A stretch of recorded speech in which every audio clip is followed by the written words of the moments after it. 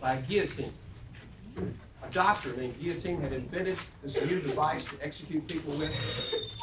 You see, the Enlightenment made them want to kill people, execute people in a more humane way.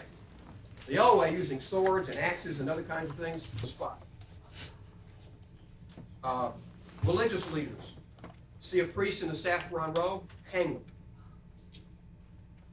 They killed tens of thousands. Put into a film called The Killing Fields. What I want to show you is a reenactment of what a person who was really there found in the killing fields when he stumbled into them.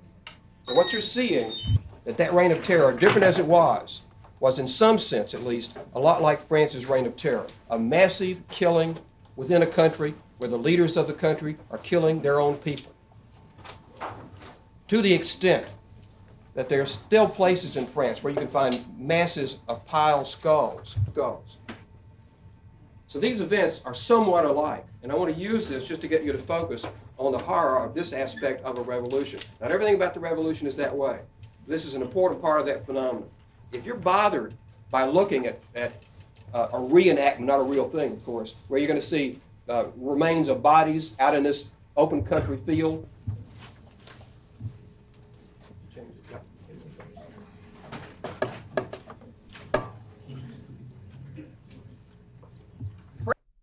the highest classes, the first estate clergy, second estate, nobles, third estate. There were about 200,000 clergy, about 200,000 nobles. There were about 20 million peasants, people who owned businesses that produced things that weren't quite like the factories that would come later on, but they did have their system of production. About 2 million were urban workers. But they weren't urban workers like you think of urban workers. You know, they were servants and people who drove carts to haul things around, those kinds of urban workers. Those nobles, some of whom identified with the lower classes and thought their life was wrong, but also many nobles who thought the king has too much power. We want it for ourselves. They didn't want it for the masses, maybe for themselves. When you got even up to the fall of the Bastille in July of 1789, I asked you at the end of class to say whether or not you think you would have been there at the time that the Bastille was stormed by several hundred people, and whether you would have stayed when the people started getting shot and killed, and whether you would have killed once you broke in and took over the Bastille. You're going to give me a count on that eventually? Yeah. Eventually? Oh, sure. Okay. We'll report to you as soon as we can what you said you would have done if you had been there. What I want you to think about now are some of these other events. Now, this is just the very beginning of the revolution. But before the year 1789 is over, what happens is this government of, by, and for the people is what they promised, more or less. But they meant especially the rich middle class is the way it turned out. By 1789, they said they decree there's no longer any aristocratic privilege, any aristocratic rights. The aristocracy doesn't exist anymore. So they decreed an end to the ancien regime's social structure. And they were saying, in effect, that at least socially, we are now equals, even though in practice they didn't get that much equality. Then when they started shaping the new government to do middle-class people, and they set it up so that the people who were going to be running the government were people like themselves, business people. So the aristocrats couldn't dominate anymore. The king couldn't dominate anymore. He still had some authority, but he was a constitutional monarch limited by law. First time that had happened in France. And it was really that upper middle class, the richer part of the middle class that was running things by 1789, and it stayed that way to about 1792.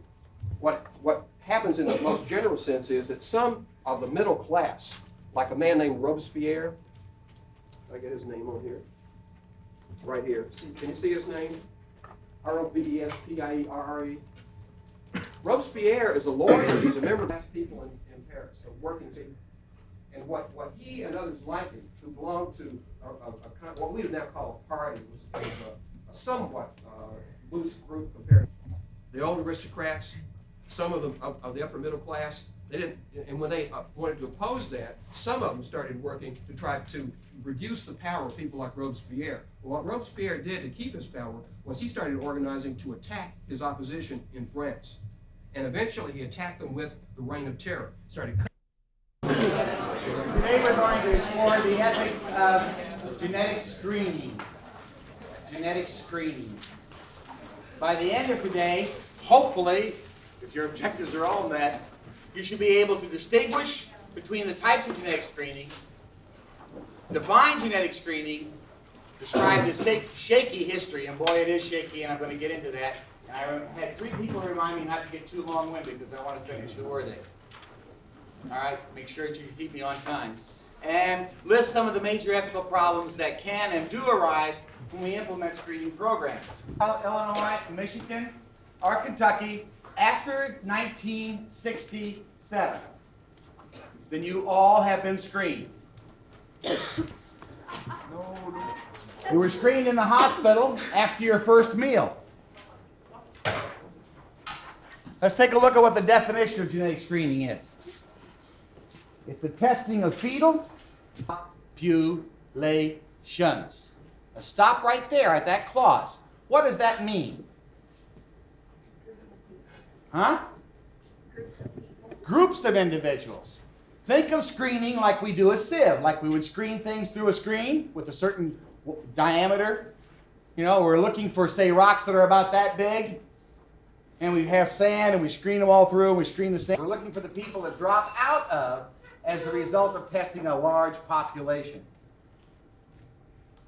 We're trying to determine which of those tested may be, and note defective, and that's why I put it in quotes, and which of those that appear normal are heterozygous, thus carriers of the recessive disease. There are several kinds of genetic screening, and so we need to deal with the kinds of screening that are currently being operated on in the United States today. In other words, what I'm looking for there is an individual who carries the allele, but most often doesn't show any effects of being heterozygous. Now translate what I just said in common terms. An individual who carries the allele, but doesn't show any of the effects of being heterozygous. The defective gene, the gene that's not functioning properly, right? Good. Prenatal screening. What would that be? Amniocentesis would be a type of prenatal screening. Any and all of the windows on the womb. You could be ultrasound, it could be amniocentesis, pubs, pericutaneous blood supply sampling. It could be chorionic villus sampling. So any of those techniques which give a status of the fetus. Okay? Prenatal screening, then, is one that was loaded, literally loaded with ethical issues when we had no treatment for any child that was severely genetically impaired that we would diagnose prenatally when we first started in. The only treatment was to destroy, i.e. testing, and prenatal screening got a very bad start in the eyes of a lot of the people in the United States, and we're labeling it as a search and destroy mission. Okay? Newborn screening. That's where all you came in that raised your hands. Can't stop it. Why would they screen you?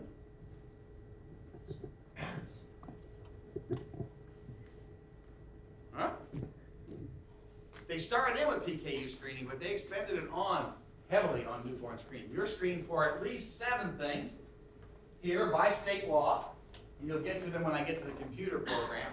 I'm just giving him enough time that he can deal with this. But this is just enough to see some of the history behind how those laws got developed, what some of the ethical problems are in those laws right now. So newborn occupational screening. Whoa. Occupational screening. What do you think that means? Anybody? Yes. If you have some kind of certain like genetic condition that will predispose you to certain diseases, then there are certain jobs that you might not want to go into that will cause health problems. Or there's certain employers that wouldn't hire you, right? Would you want a pilot that had all 3 of the heartbreak genes, even though he was forced to go through the physical exam every year? Because with all 3 of the heartbreak genes, you can pretty well count on your first heart attack at about... Just say your name and spell it. Huh? Say your name and John, J-O-N, Hendrix, H-E-N-D-R-I-X. And what's your official title? Professor of Biology and Director of the Human Genetics and Bioethics Education Lab. Never fiddle. Shouldn't take it. I understand you're getting an award? Teaching award? Yes. I'm going to be getting the Undergraduate Science Teacher of the Year award from the Society of College Science Teachers. that sounds impressive, because it is a teaching award. It is a teaching award. It's an award that's given only to one individual nationally by the association each year, and there are very severe requirements to attain that. Many of the types of things that are required are things that would indicate that the person has not only mastered the art of teaching, but that has been recognized by other associations too as being an outstanding teacher, and has contributed to the teaching profession in an exemplary way, such as the workshops that I have run all over the country. We have over 900 secondary school teachers that have been trained through the Human Genetics and Bioethics Education Lab, so something I'm very proud of. And it's a network, thank goodness, to telecommunications that we have and the kinds of things on computers that I can keep in contact with them. So, part of your award, what would be how would you describe your philosophy of teaching? That's a good question, and I've thought about that because I was prompted beforehand by Al on that. And my philosophy of teaching is simply put, the teacher is the orchestrator of the environment for learning. Teachers fool themselves if they think that they teach anybody anything. The student does the learning, but it's the teacher's role, in my opinion, to orchestrate such an environment that you motivate kids, you engage them with the learning, you get them involved, you get them working hands-on as much as possible to learn the concepts, you give them analogies, you give them anything that you possibly can in that environment to help them to formulate the concepts that are at an adequate level for their maturity and where they are. Because concepts are neither true nor false, they're only adequate or inadequate for the individual. And so it's trying to establish what's proper for the student clientele you're dealing with, and then how do you facilitate that learning? So I think a teacher is a facilitator, and I've maintained that philosophy for a long, long time. Okay. What is it you do in your teaching that led to winning the award? Yeah, I think primarily what led to it is longevity. I've been at it for a long time. This is my 34th year in teaching. I spent 10 years at the high school level, and all of the last have been at higher education. I'm proud to say I've won the Outstanding Teacher Award at every institution that I've taught in, from the high school on. And I consider myself a teacher first and a scientist second. What I've done primarily is concentrate on being the best teacher I possibly could and let my research facilitate my learning in that mode. I am a science educator. Our science educators are in the biology department, and so therefore I've worked my way through ranks in the department. But I look at myself as a person who studies how people learn in the sciences primarily, and then try to apply that as much as I possibly can in what I do on a day-to-day basis. Now, it sounds like it fits perfectly into the Ball State mission. So what does a premier teaching university mean to you? That's a good question, too. It's an institution that says teaching is our primary mission. All else is secondary. It does not negate research. I've told you, I wouldn't be the teacher that I am without the research that I've conducted. And I think that a premier teaching institution merges that whole concept of scholarly knowledge acquisition through research and application of that through teaching. I would hope, because we have people of all kinds at Ball State that are outstanding teachers and that are outstanding researchers, that we would end up having such a collegial relationship on this campus that we could each teach each other, both the research and the scholarly productivity. And it's going to take building bridges to bring that about rather than creating divisions. And so we have to look at mechanisms, from my way of thinking, that tie people who are good teachers with good academicians.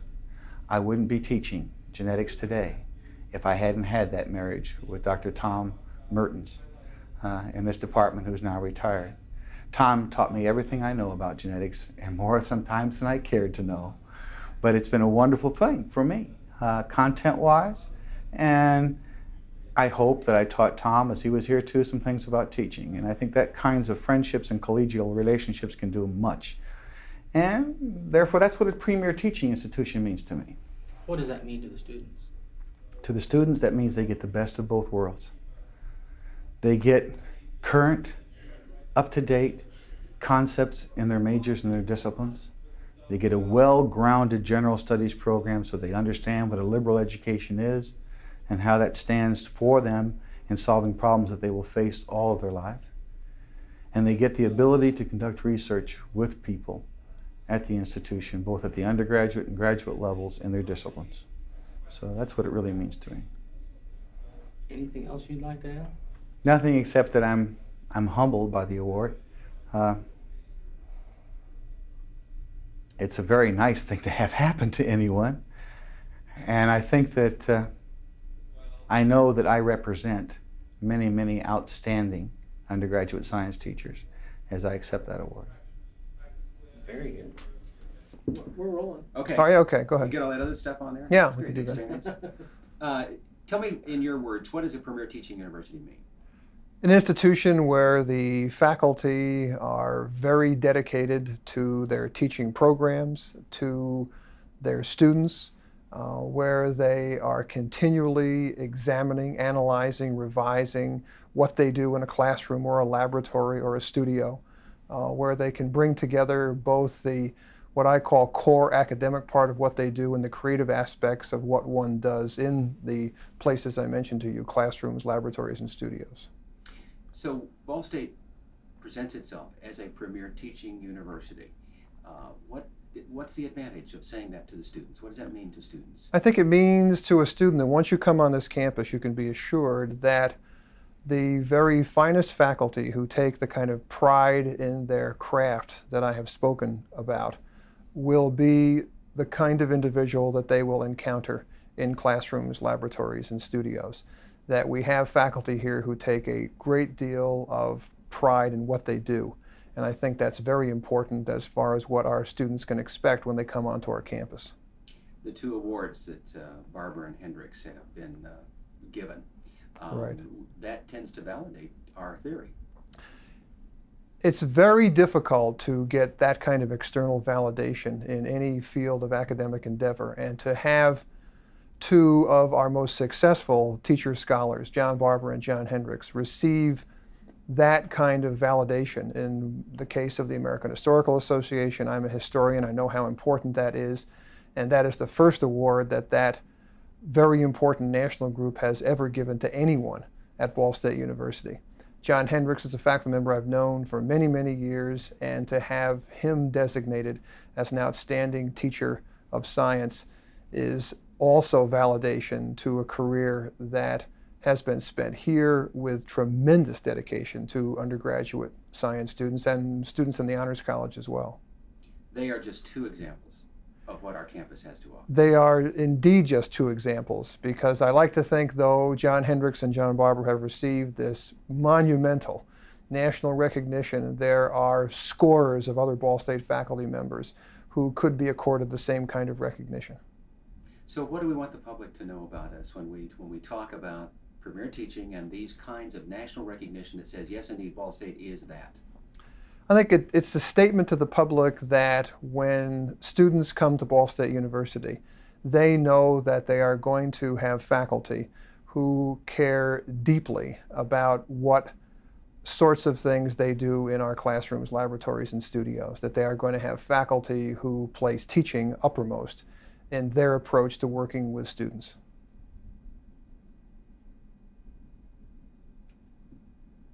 That's what I wanted to hear. Okay.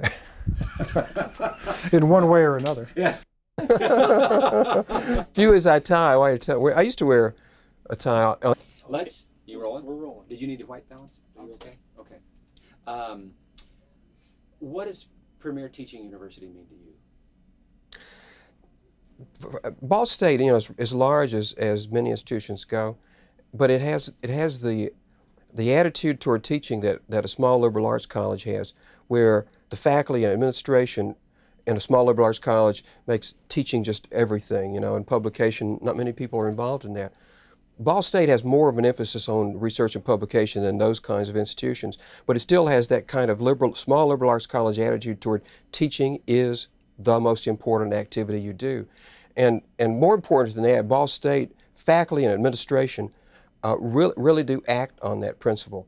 And it doesn't mean we're forgetting research and publication, but they really do deliver on providing support for and encouragement for good teaching. And that makes for a premier teaching institution, because people like me who are so dedicated to teaching not only feel free to work hard at it, but you also find all kinds of support for doing it. It's like you took the small liberal arts college attitude toward teaching is above all most important, and you add to that the resources of a large university. And it's sort of like you've got the best of both worlds to teach. And that, that makes it a premier teaching institution when you've got that combination. Because in the small college, you just don't have the resources compared to Ball State.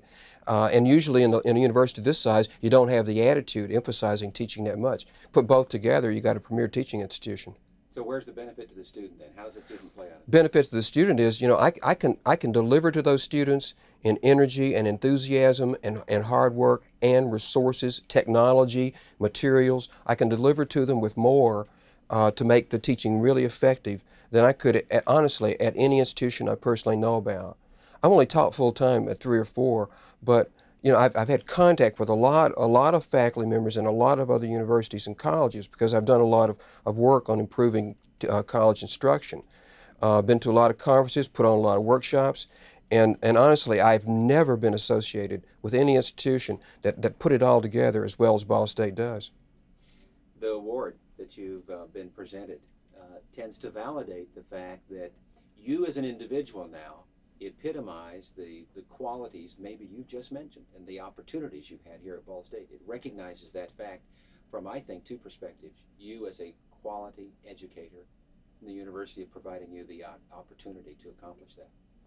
I think I had the potential to teach as well in any other place, but you can't deliver on your potential if you don't have everything else that you need to deliver on it. And I had that here. I think there's surely some other places where I could have done that, but I just don't think there are many that would have been as right for me to do the things I believed in doing in teaching as this school has been. That's one reason why I've been here 27 years. What does this award mean to you? For somebody who loves history like I do, and somebody who loves teaching as much as I do, to get the Distinguished Teaching Award from the American Historical Association is just the ultimate sign, that you've accomplished what you believe in accomplishing. It's really just, the most I could ever hope for. I never believed I could get it. I really didn't, down to the day they called and told me. In fact, when I answered the phone and she told me I'd gotten it, I said, I thought you called to tell me I didn't. I really honestly thought that, because it's just that difficult to get that sort of thing. And it just really makes you feel great, when it comes like that, so unexpected and such a wonderful award. Is it going to change you in any way? No, not really, I don't think. No, it won't. I've gotten some teaching awards here, and the only difference is, I guess, when these things come along, it encourages them to keep working at it. So I started teaching 37 years ago this January, and my colleagues will sometimes say, well, why don't you burn out? And I don't burn out mainly because I love what I'm doing so much. It's so much fun. I believe in it so much. But also it helps you not to burn out when you occasionally get something that says, yeah, we recognize what you're doing. And so the recognition helps you with that. It helps keep that enthusiasm there, and it does something to keep you from burning out.